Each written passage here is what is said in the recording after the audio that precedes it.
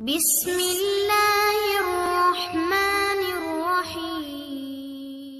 اسلامی قصے چینل کے پیارے ویورز، السلام علیکم ورحمۃ اللہ وبرکاتہ۔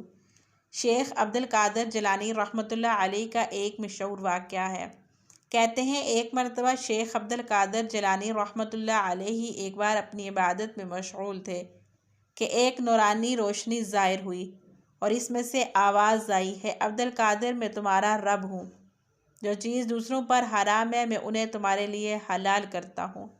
شیخ عبد القادر جیلانی رحمۃ اللہ علیہ نے پوچھا، کیا تو وہی اللہ ہے جس کے سوا کوئی عبادت کے لائق نہیں؟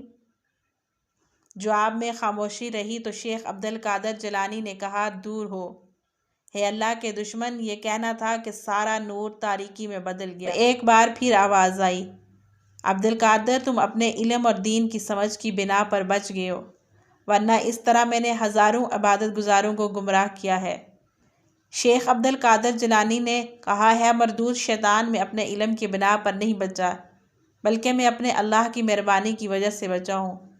شیخ عبد القادر جیلانی سے ایک شخص نے پوچھا کہ آپ کو کیسے معلوم ہوا کہ وہ شیطان ہی ہے؟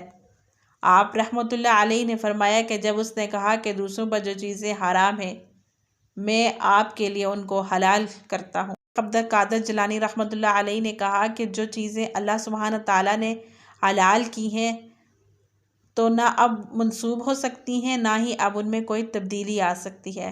شریعت میں جو چیز حرام کر دی گئی ہے وہ حرام ہے اور جو چیز حلال کر دی گئی ہے وہ حلال ہے، اس میں سے کس قسم کی ردل بدل نہیں ہو سکتی۔ لہٰذا میں نے اس سے پوچھا، کیا تو وہی اللہ ہے جس کے سوا کوئی عبادت کے لائق نہیں؟ تو وہ جواب نہیں دے سکا، کیونکہ شیطان اللہ ہونے کا دعویٰ تو کر سکتا ہے لیکن یہ دعویٰ ہرگز نہیں کر سکتا کہ وہی اللہ ہے جس کے سوا کوئی عبادت کے لائق نہیں۔ اس سے ہمیں یہ سبق ملتا ہے کہ انسان اپنے علم کی وجہ سے اللہ کے نزدیک کبھی نہیں ہو سکتا، کیونکہ علم تو شیطان کے پاس بھی بہت تھا۔ انسان صرف اور صرف پرہیزگاری کی بنا پر اپنے اللہ کے قریب ہوتا ہے، اور بات یہ ہے کہ عبادت وہی ہے کہ جس سے انسان کا دل نرم ہو جائے۔ جس عبادت کے کرنے سے انسان میں تکبر آ جائے اس عبادت کا کوئی فائدہ نہیں۔